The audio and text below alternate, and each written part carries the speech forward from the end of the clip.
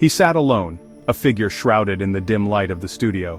His face, etched with lines that whispered of stories untold, held a look of quiet contentment. His eyes, deep and reflective, seemed to hold a universe of experiences, a lifetime of memories captured in their depths.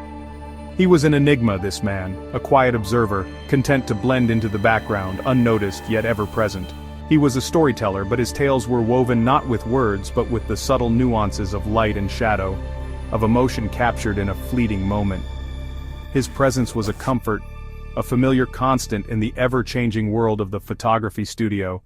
He was a keeper of stories, a silent witness to the parade of lives that crossed his path.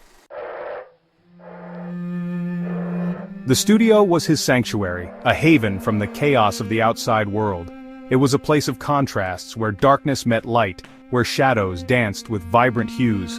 The air was thick with the scent of chemicals, a familiar and comforting aroma that spoke of creativity and artistry. Old cameras, their leather worn smooth with age, stood guard on shelves, silent witnesses to countless tales captured and preserved.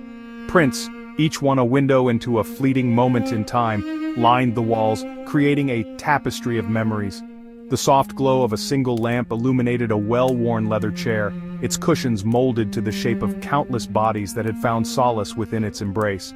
It was in this chair that the storyteller felt most at peace, surrounded by the tools of his trade, the instruments that allowed him to capture the essence of the human spirit. His journey had been one of unexpected turns, of challenges met and overcome. He had known hardship, had tasted the bitterness of failure. But through it all, he had persevered, driven by an inner fire, a belief in himself and his unique vision. He had never sought fame or fortune. His only desire was to create, to capture the beauty he saw in the world around him. Success, when it came, was a quiet affair, a gradual recognition of his talent, a growing appreciation for his ability to see beyond the surface and capture the soul within. His photographs, once relegated to dusty corners of galleries, now graced the pages of prestigious magazines, each image a testament to his unique perspective, his ability to find the extraordinary in the ordinary.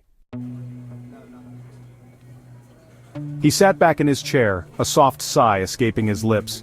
His life was his art, a carefully crafted masterpiece composed of light and shadow, of joy and sorrow, of triumph and defeat.